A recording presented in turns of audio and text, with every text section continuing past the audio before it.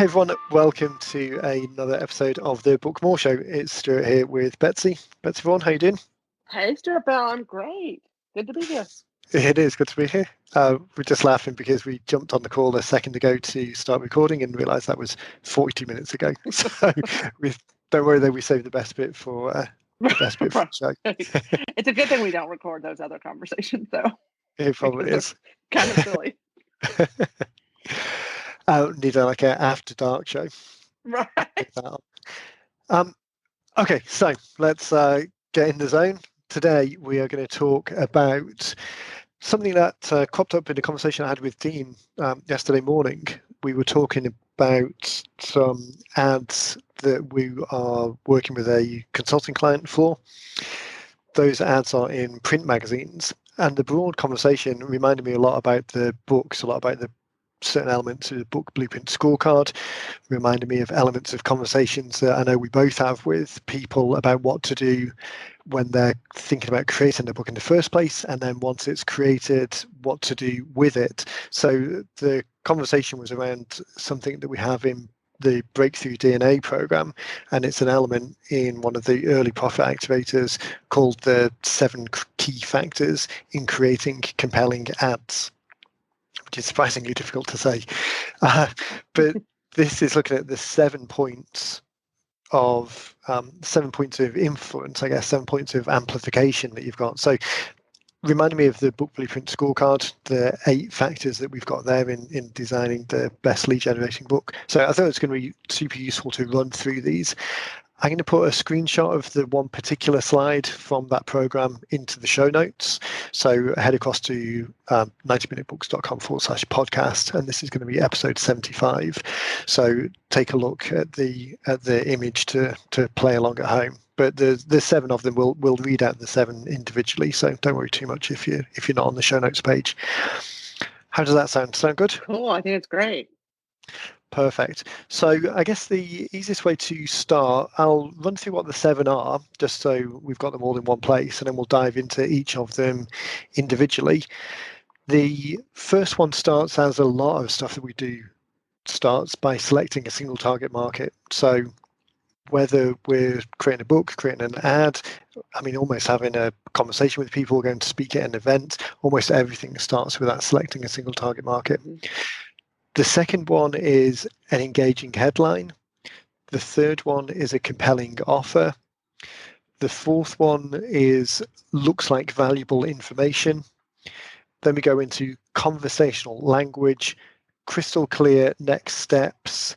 And the last one is a free recorded message and a compelling website, a place for people to go. So we'll dive into those each individually. That as a framework, though, as you listen to this, you probably recognize it from the book blueprint scorecard, from the profit activator scorecard, and the breakthrough, the 8 profit activators framework. I think as a framework, as a set of building blocks, that before, during, and after unit type approach, that what are we trying to do, how are we trying to do it in the most effective way, and what's the next steps, is such a great way of thinking about almost anything that's done. We'll translate this specifically into books, but it really is from, as I said, from conversations to speaking on stage, to designing ads, to putting a campaign in place. It's just such a great, simple, easy to understand, not too complex structure to build things around. When you're talking to people in the early stage of writing, does that model translate into the conversations that you have? Do you find it easy to frame things, Yeah, pin absolutely. things to that framework?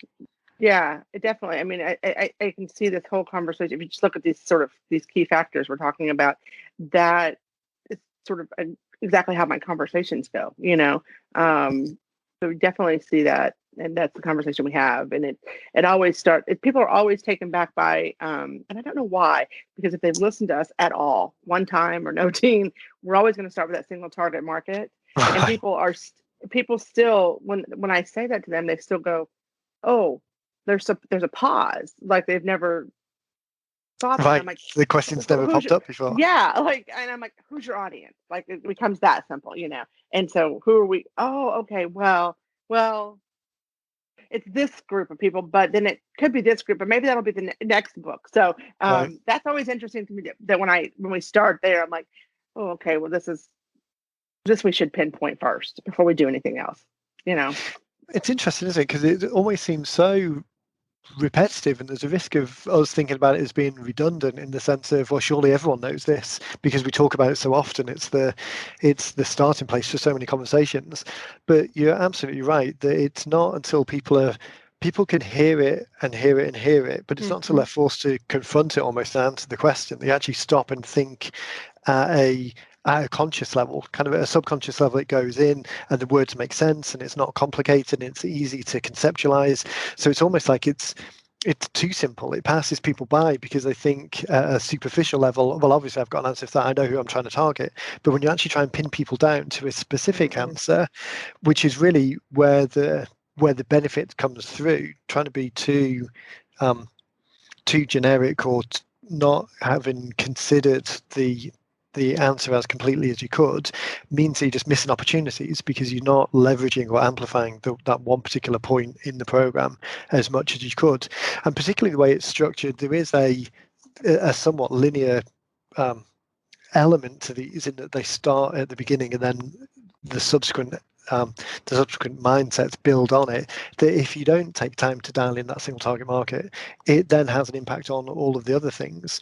So looking at the book blueprint scorecard again, or that book blueprint framework, if you don't dial in the single target market, then it impacts the constraints that you've got on the book in terms of what you're creating. That can have problems. It has Oh an yeah. impact on the outline because you could go off topic or be too vague or not really have that clear, taking people from the beginning to an end. So it has an impact there.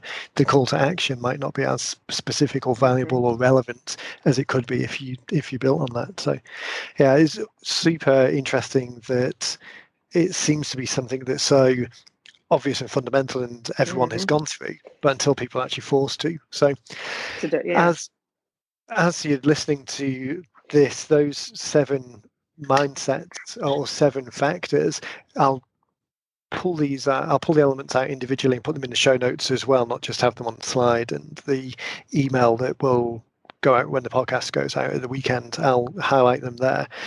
So you don't have to try and make it a little bit easier, so you don't have to dig around for them. But really, I think this is a great opportunity to take those 7 points and just with everything that you're creating, just have it as a post on the side of the desk and just validate that particular piece of work back against these check-ins. Exactly. That, yes. Um, so single target market, Mm-hmm. we've got many podcasts that talk Mm-hmm. about this, as we just talked about. It comes up a lot, but just to re-emphasize it, and if you have heard us talk about this before, but you're not able to articulate it very specifically, who you're trying to target, then it really is the case that having something that is specific is going to resonate with that group better than having something that's generic. So there's a couple of terms that we talk about. One's the horoscope effect of, as your eyes are scanning through a newspaper, you're flicking through, you come across the horoscope page, your eyes are going to recognize and be drawn to whatever horoscope, whatever star sign you are, because your brain is great at pattern matching and it matches those words, those characters, more so than it would for any of the other 11 um, astrological symbols that aren't you. So having a book that specifically targets the question that's in their mind already, the thing that's relevant to them. So a couple of the examples we've got are like the 2019 California Guide to Social Security. 2 horoscope effects in that title. 2019 makes it stand out more than 2018, or having no date on it at all. There's an urgency or a immediacy related to the date, and then the California Social Security Guide stands out because the person's in California. One of the first books we did was What to Do at 62, talking about retirement planning, and as you getting closer to drawing down Social Security, there's certain aspects that you need to do. That book was targeted at seniors reaching that particular age, and the horoscope effect of that is going to stand out even more as someone is 61 or 62. that title's going to stand out to them more as it's passing by in a Facebook news feed or a postcard that arrives, or in a print advert. The horoscope effect of those numbers being very specifically relevant to the person is going to stand out.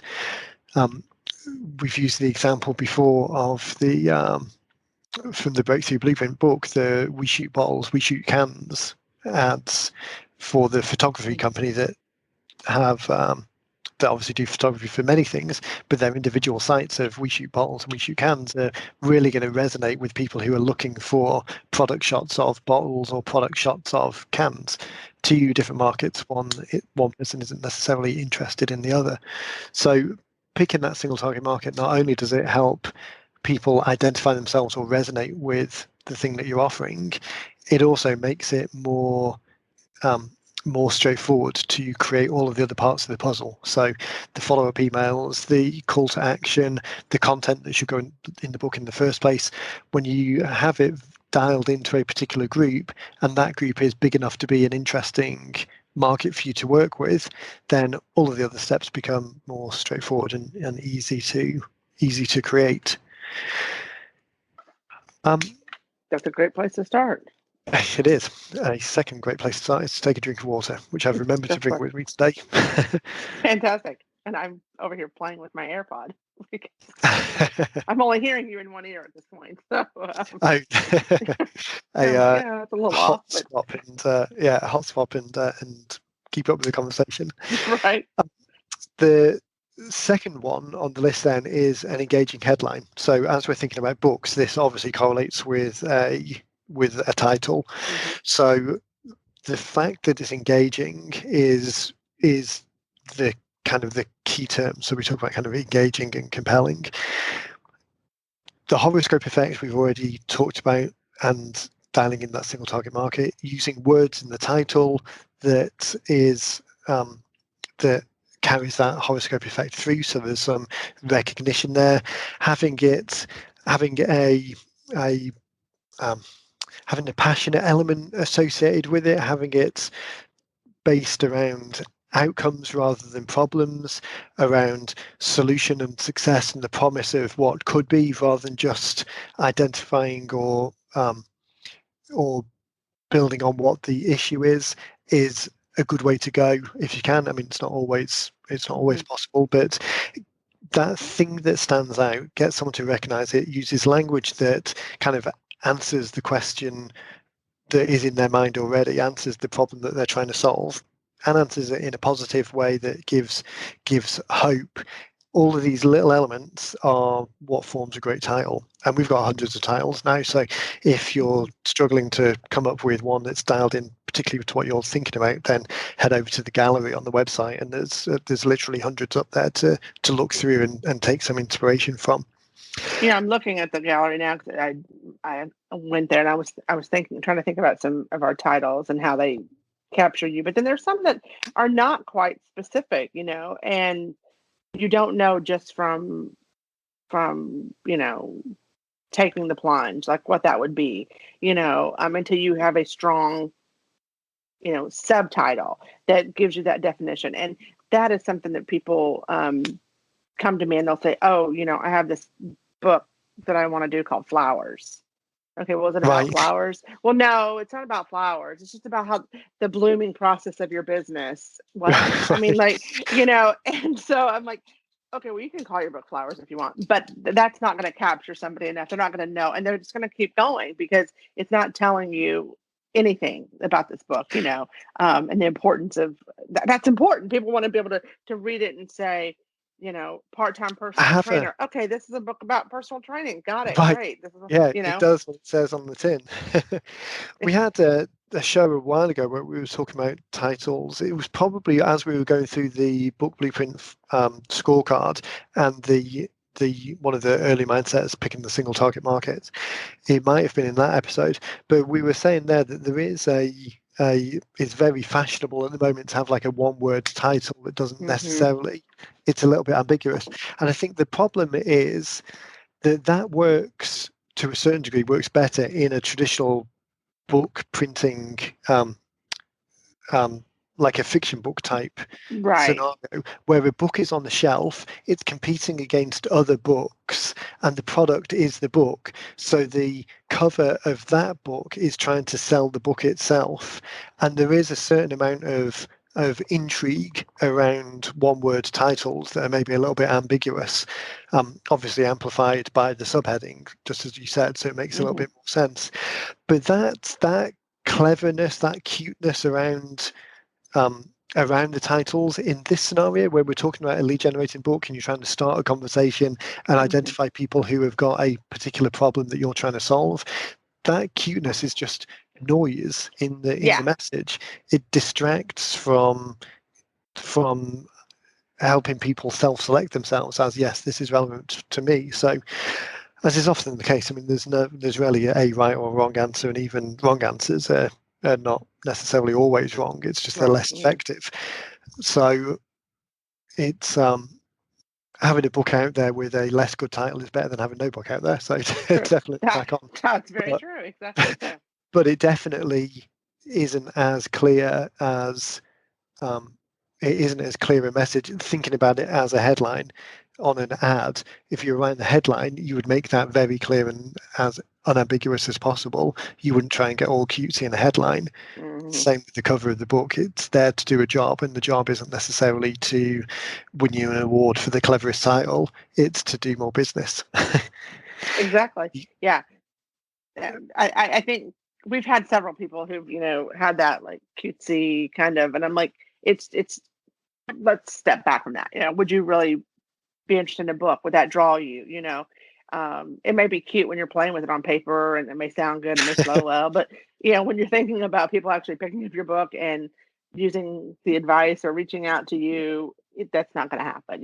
So Yeah, I guess yeah. the times where it might work, again, not kind of there's never a one size fits all answer. So Mm-mm. the times where it might work, I guess, is if you really engage, if someone had their heart set on a particular title and they thought it was the best thing in the world, and that was the thing that was preventing them from getting going, then just crack on and get it out there anyway. Hmm. A less good title is never worse than no Right. book.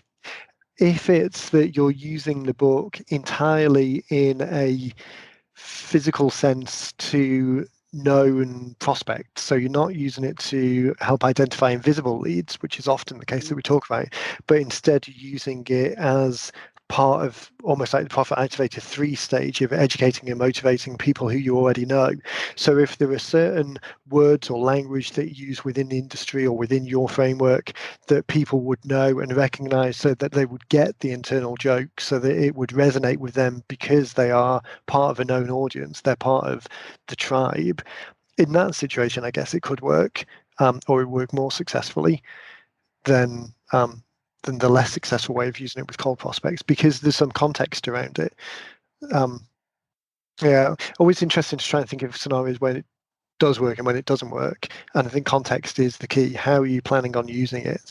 And again, that circles back to knowing who the single target market is, knowing whether it's the group of insiders or outsiders, because that really influences or contributes to the other stages. Um, Yeah. okay, so the next one then is have a compelling offer. Um, this for us in a book sense is really the back cover Hmm. copy and the next steps. So the whole purpose of the book that you're writing in the context that we're talking about is identifying invisible leads and compelling them to take the next step. That next step is defined in the kind of closing chapter, the next step, the back cover copy.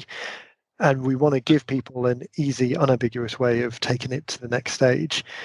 We often say that the absolute best way of thinking about a book like this is to start a conversation to answer one particular point as deeply as possible, but understanding that there's always other things to talk about. There's always more pieces of the puzzle, and allowing people to access that information as here's what to do next is the very best way to build it in. So rather than trying to have a book that covers in-depth absolutely everything on a subject and trying to convince people or hammer home to people that they should work with you.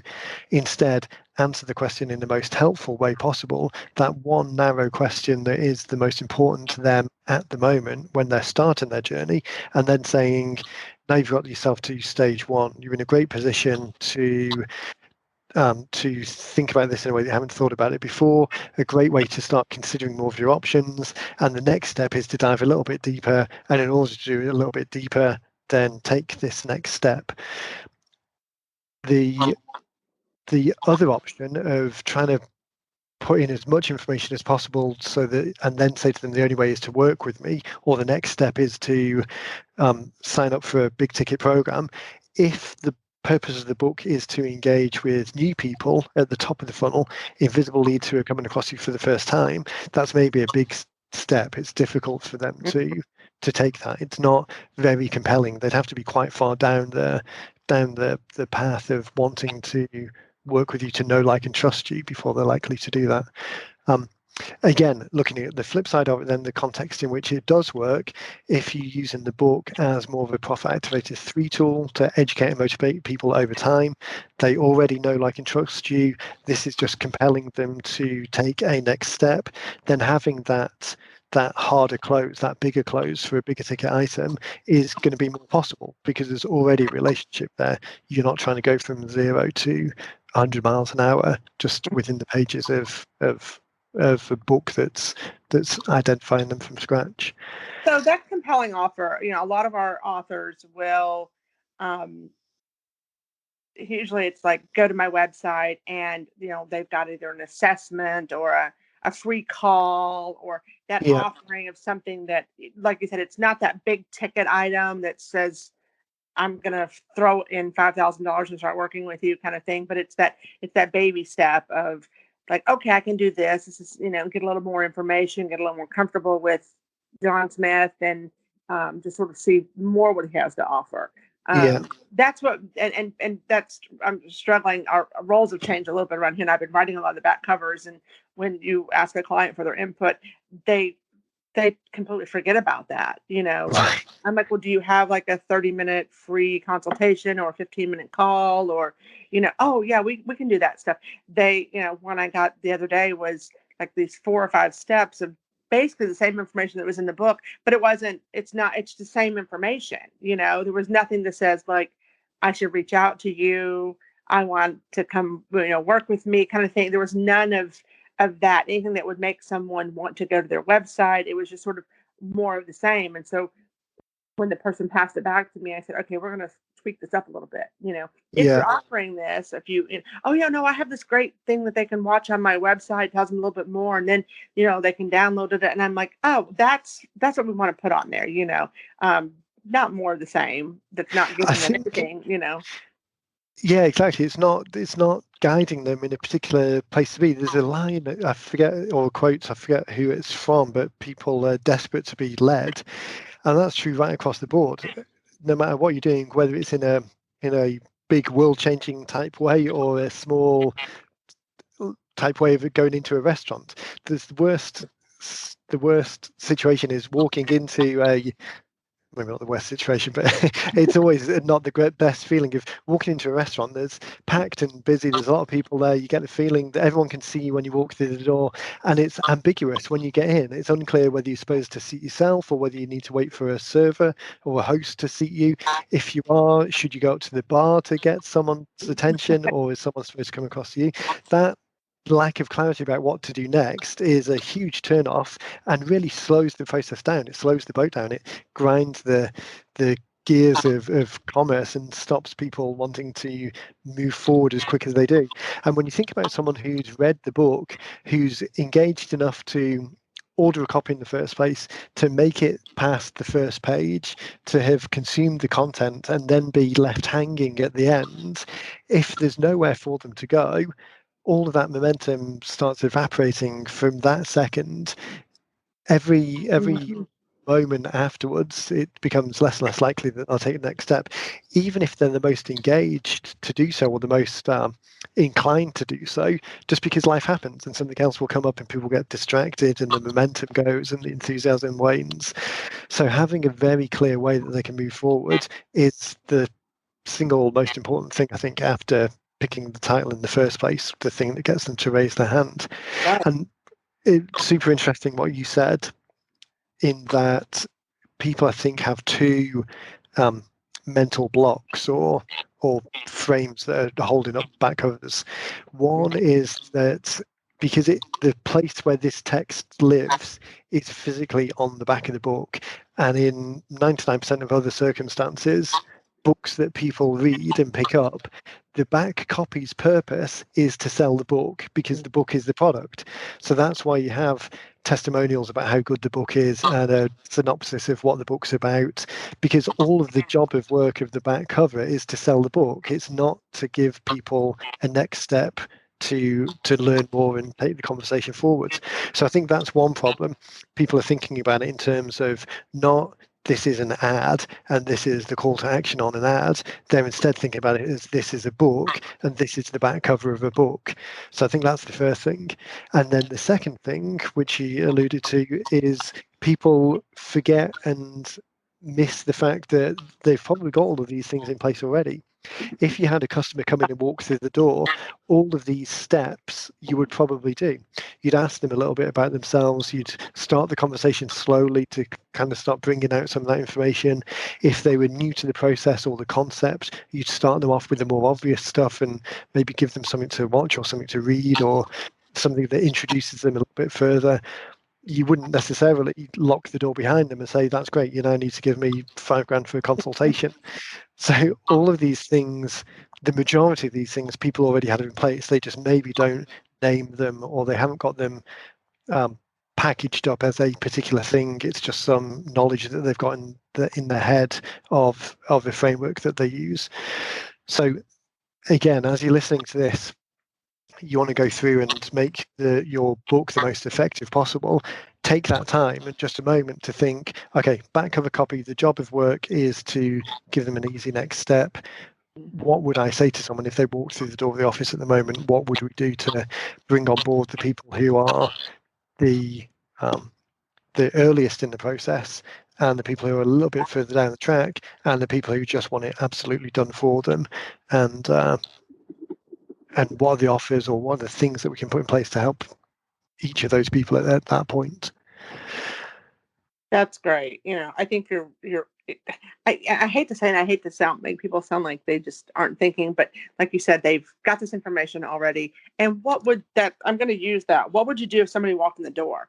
What Yeah, would be your response? And I'm actually going to use that exact line. I just wrote it down because when I'm explaining to someone, like, it shouldn't be that hard to say, what is it that you offer somebody? And people go, oh, well, I don't, well, I'll give them an assessment or they can come, like they forget, like those are things, that's a great compelling offer, yeah. I to come. think it's well, disclosure number one, I'd like to take credit for that line, but actually I just stole it off Dean because he uses it all the time, so full credit I, where I, that's due.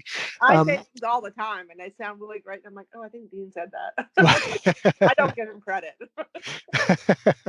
That's right. So the other point is, I think it's like you say, it's nothing. It's not a problem that people have got. It's not that they're not intelligent enough to come up with good back cover copy, or that they're not doing this job already. I think it all comes down to context. So my background, people might have heard me talk about before, is financial services. In that environment, people are hugely confused by financial products, when in reality, at least for most people, it really comes down to either you're getting a loan for something, and that loan might be called a mortgage, or it might be called a personal loan, or it might be called refi, but at the end of the day, you're borrowing money and you need to give more money back. Or people have got a savings account, and hopefully you're putting money in and you're getting more money back. But that might be called a pension or 401k or IRA, or all of these other things.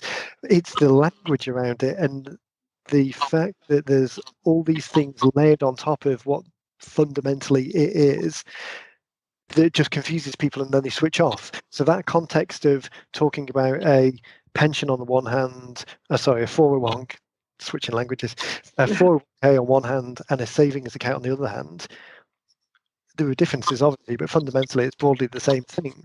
People would be quite happy to talk about a savings account because there's a familiarity, there's a context that they understand, and all of the things that they've got in their head, the mental models around their own money and what they do with it make sense. But as soon as you introduce the word 401k, people switch off because they think it's too difficult or confusing, or the language that's used by industry professionals is intentionally confusing.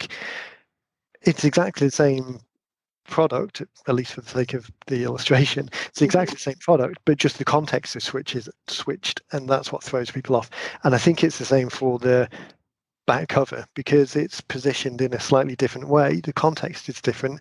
People switch off, not switch off, but people don't make that connection. Whereas really, you've got all of this stuff already. Pretty much, I would say for everyone, I mean, I would say without exception, everyone that writes with us has everything that they need already. None of this is anything that you need to invent or make up. The whole purpose of it is to take the knowledge that you've already got and package it in a way that's compelling and accessible to someone. So all the way through the title, the subheading, the outline, the content, the back cover copy, the design, all of these things you've already got. The benefit that we bring to it really is just helping people extract that from their heads and get it down onto the page.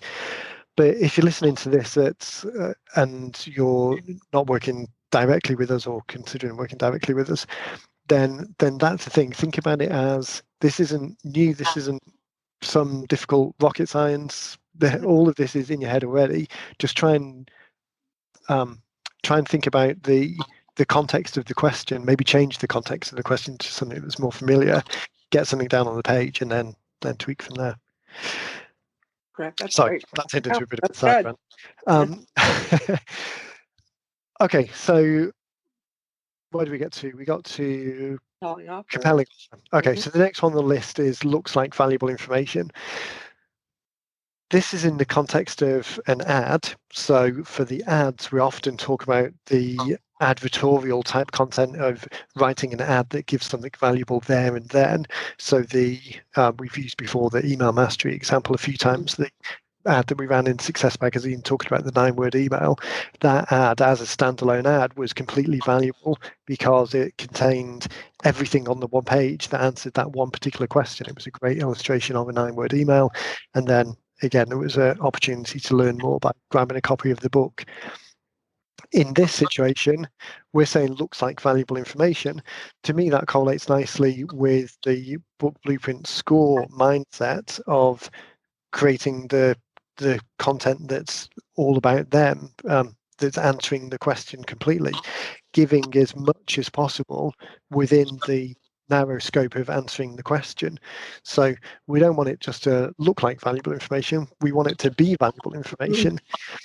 So sometimes we'll be talking to people and they'll want to hold some information back, or they'll want to tease or give the indication that there's more information. But in order to get that answer, you need to work with me to find out what it is. The much better way of doing it is to put the complete answer as much as possible into the content so that the reader has the promise of the title is completely delivered by the book. There's no concept of holding back. We, on the consulting side of things, some of the ads that we've been running with people are making offers. So typically people will put an offer out there of 10% off, or with this coupon code, get 10% off this particular service that we're offering. What we suggest pretty much across the board is that instead of saying 10% off, position it as a $100 gift card. So the monetary value is the same. You know how much the 10% equates to in terms of money, but by positioning it as a $100 gift card, that mental model is you're absolutely giving someone $100. Yeah. Exactly the same math of saying there's 10% off. The mental model there is still got 90% to pay. it's positioning one as 100% giving and the other as 10% giving, where the math is actually the same. So from the content of the book perspective, same deal. If you know all of the answers to a question of what example have we used before? We've used like the outdoor wedding guide for the florists before now. So if you were writing that and said, okay, well, here's 3 venues, but actually I'm not going to tell you all of the details about these. If you want to know the full details, then reach out to me and I'll give you them. Or here are 3 venues, but there's actually 5 more that are better, but reach out to me and I'll give you them. Or if it was a financial planning book around 401ks and said, okay, for 2019, the 2019 tax guidelines have changed. Here are 3 things that you need to know, but actually reach out to me for the other 2. Then all of that is holding something back. Or if you start saying, here's some information, but I can't go into it in depth, but I'll tell you it later, all of that's holding back. Now, you might be listening to this and saying, but you were saying answer one question deeply, and there's always more information that could be relevant. So how do I know the difference between not overwhelming them and trying to create a monster of a book that never gets complete versus not wanting to hold back and make it seem like I'm not giving the answers to the questions? And that, to a certain degree, is more art than science. But again, think about context. It very much comes back to how something's positioned and the context in which it's delivered. So if you know that there are things that are answers to the specific questions, then they should be included. As soon as you start drifting into that next ring out, that next level, be very careful about how you word that, and don't word it in terms of holding some information back. Instead, term it like, as in, obviously there's a second stage now, so here's all the 101 information, and the 201 information is available elsewhere. Does that make sense? It's definitely more yeah, it does. I'm kind of processing all that, but yeah, it definitely it does make sense. And I think with the book, so if we look at the 90-minute book and the book blueprint scorecard, people who are listening to this are obviously interested in writing a book as a lead generation tool. There are 1,000 things that we could talk about around the details of the printing process and publishing and ISBNs and websites and funnels and all of those other things. But the book blueprint scorecard, the 8 elements that are listed in there, we answer those pretty comprehensively. So it's not like we're saying, okay, here's a light touch on 4 of the 8 and you can find out some more information elsewhere. We answer those 8 things as comprehensively as possible, and there are other things. I think it's just that trying to get as best as possible, going back to the promise of the title and reevaluating the words that you include to make sure that it definitely delivers on that promise. As I say, art more than science about where the line is, but think about it from that context. That position is going to be the most valuable. That's good stuff there.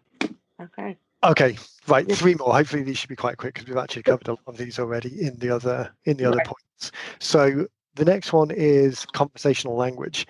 This one is such a subtle, such a key difference, and one that I've personally struggled with quite a while, because coming from a corporate background, it's never conversational language that we deal in. It's always caveated language that we deal in.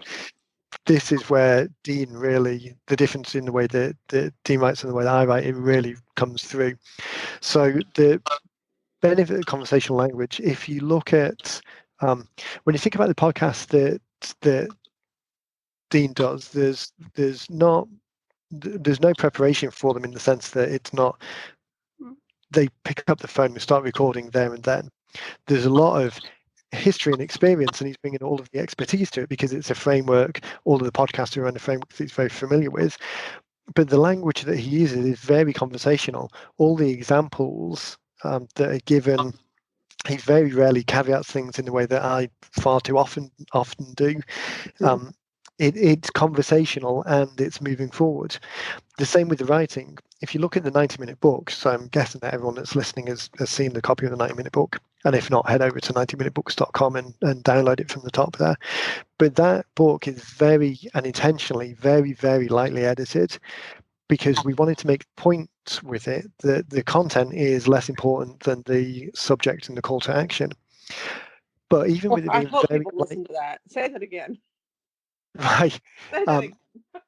so that yeah, exactly. The point isn't the important point. The important trip over my words. The important part of the book isn't the content; it's the title and the call to action. Because realistically, we I mean, the funny thing is, we know that the 90-minute book has an example. I mean, it's in fact we actually updated it last year sometime and just tweaked it a little bit because it really was pretty rough in places from an editing point of view, because we'd intentionally left it that way to make the point.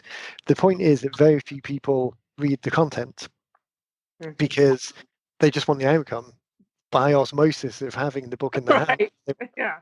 The answer to, or the outcome to magically manifest in the world.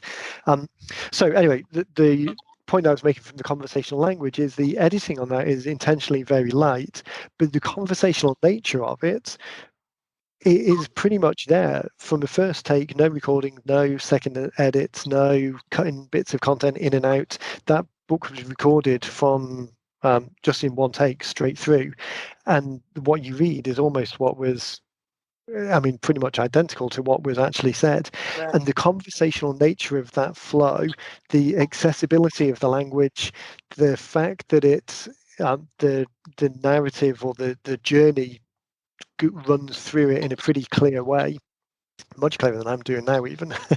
um, that conversational language is compelling. It makes it more accessible. People resonate with it more. The nature of the typical 90-minute book being a shorter book, a book that's to the point, a book that's answering the question. The whole premise is that this is an opportunity to get in writings, a kind of behind the scenes conversation with an expert, someone that knows more about the subject than you do. It would be like imagine that you were listening in on a conversation that was happening around a kitchen table at home where an expert friend is sharing with the host the answer to the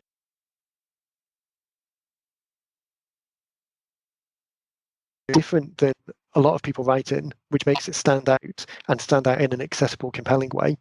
Comparing it to the financial services model I was just talking about, I mean, typically that industry is renowned for having unaccessible language and Mm-hmm. being somewhat standoffish at times. Maybe not so I much think these days, but right. historically that was definitely an issue. I think So conversational language people, there's a comfort there. It seems because that's how we are in our everyday lives. yeah, And we're not, and I think we're getting even more so away from this. There's not that formality.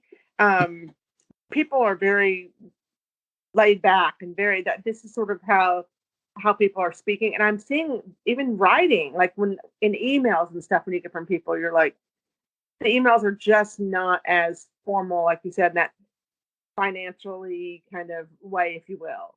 yeah, Um, that's a great example, isn't it? The kind of social mediaization of interactions generally. When you think about 20 years ago, all of the communications that you saw from corporate bodies came through comms or PR or had been signed off by 10 people before they made it out the door. That's absolutely not the case now. And the objective um, is to work with people, build a rapport with people over time so that they know, like, and trust you and want to do business. And the best way of doing that is that authentic voice that comes through a conversational tone. mm-hmm. I Yeah, completely agree with that. It's interesting whenever I'm talking to people who are coming on board and we're talking about the process and people, particularly, I will say, our financial clients. And I get it because there is sort of a mindset behind those people. There has to be the certain professionalism and stuff, but so they probably struggle more with the conversational language than anyone. But I said to people, we were talking about sitting around the neighbor's table and answering your questions, and that's what I say to people, like when you're having this conversation with the person who's recording your call with you and asking you these questions, that's what it is. It's like Yeah. talking to a colleague, talking to a client. It is that, and people are more comfortable with it, except our financial clients. And Right. they're still caught up in like, oh, because they are so concerned with every word that comes out of their mouth. Yeah. And I mean, maybe it's industry specific as well. That regulated industries with heavier compliance Mhm. are more problematic.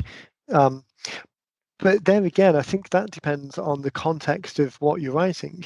If you think that you're trying to write a compliance heavy, fact heavy, math heavy book that becomes a reference material for someone, then that's different from writing a book that is an introductory piece to a subject that is just a conversation. Mhm. It's a kind of physical. We were talking with, who did we do the podcast with a while ago? I'm blanking on names this morning. This is making for a good bit of the show. We Right. did a show with, and I'm talking slower because I'm trying to look on the I website at the think same looking time. at Okay, talk that. amongst yourselves for a second because this is being a page away. It wasn't Mike. It wasn't David Kurtz. It was Kevin Craig. God, I don't know why I blanked on Kevin's name so much. We were talking with Kevin Craig. There's an episode back at episode 18. The episode's called "Helping Launch a Coaching Career, a Coaching Business" with Kevin Craig. So the book that Kevin wrote was specifically because he was having a lot of coffee meetings with people who were just coming into town and asking if they could buy him a coffee, talking about his business. And he found himself talking about the same thing over and over again. So he just encapsulated that into a book that he could give to people who asked those same questions, at least to start the conversation, and to give internally to his staff because it was good as a benchmark or a baseline because they were growing quite rapidly. So they had people that didn't have the legacy culture. They hadn't had the experience with the company. But that the premise for that book is exactly what you said. It was a conversation that Kevin was having time after time after time, where people were asking similar questions because they had similar interests. They were trying to achieve the same outcome. So that behind the scenes, friendly, accessible, an expert answering a question because you as the non-expert don't have that level of history or expertise positions it in the perfect way to start the conversation in a way that then logically moves on to the next part in the process. Writing it in a conversational way takes so much of the pressure off as well because you're not trying to be. It's like the difference between writing a tweet versus a blog post versus a YouTube video versus a podcast versus a traditionally published book versus a white paper, a peer reviewed white paper. The headache, the amount of work, the overhead starts ramping up exponentially as it becomes more official. Keeping it conversational, people are very forgiving of if there happens to be a mistake in there, or if you put opinion in there rather than fact, or if you talk about something anecdotally rather than specifically. All of that is much more forgiving in a conversational format, which means it's much more straightforward to do and it's much more accessible and resonates with people at a personal level rather than trying to think of it as you were talking about there, a compliance heavy official tone. Yeah, I think that's you said all that very well. That was, that's some good stuff, and people really can. I think it goes back to just that comfort level too. People, it's not Yeah. that's not as intimidating as that. Yeah. It's more likely that it will get done. Yeah, Yeah. exactly. Okay, so we've got two more then. We should get this knocked out before the hour. The last two, I'm actually going to combine these together because we've mentioned them a little bit already, and they're two sides of the same coin. So the two steps are, or the two elements are crystal clear next step and a free recorded message and compelling website. The crystal clear next steps, that's we've talked about that already. It's the back cover copy. It's the compelling offer. I think the reason this is highlighted slightly separately, it's the crystal clear element of it. So quite often you've kind of got a grade of how much people, how quickly people get all of these elements, I guess. One is the compelling offer, the fact that there should be a compelling offer at all. The second one, though, is making sure that's crystal clear, because it's still possible to be a little too ambiguous in your next steps if you're not explicitly telling yourself or validating that this next step is crystal clear. So oftentimes when we're working on back cover copy with people, you have a couple of default or a couple of templates that we'll try and work through people with. And one of the most popular is a statement at the top, just kind of recapping the problem and the solution, kind of just in 50 words or so, just restating what the problem was that was solved within the book, and the fact that there is a path to resolution. And then step 1, step 2, step 3, and then general contact details at the bottom. Because what that does is, at a glance, it very easily kind of enumerates the next steps for people. And because it's step 1, step 2, step 3, there's also a kind of mental model of 1 is the beginning and 3 is the more advanced. So you've got the opportunity of putting the 0 commitment one at step 1, and the middle commitment one in the middle, and the higher commitment one at the end. In the book Blueprint Scorecard, we go into this in a lot more detail. So check out the chapter that talks about the back cover, the call to action in the book Blueprint Scorecard, because that goes a lot deeper. But at a high level, really talking about presenting ways for all of the readers, and knowing who those readers are because you've picked the single target market, a way for all of those readers to take the next logical step for them. So we'll often say that step 1 should be something, as you said before, visit the website for more information. So if you've got more PDF type materials or videos or audios or blog posts, all of those things where people can learn more at no commitment. So they don't have to phone up, they don't have to give an email address, they don't have to jump through any hoops. It's just there and available. And the aim of that first step is really just to increase and amplify that kind of know, like, and trust. It's a way for people to learn more and understand more about you and the process that you're talking about. Step 2 then is often the assessment type thing. So you've introduced the idea, the concept in the book.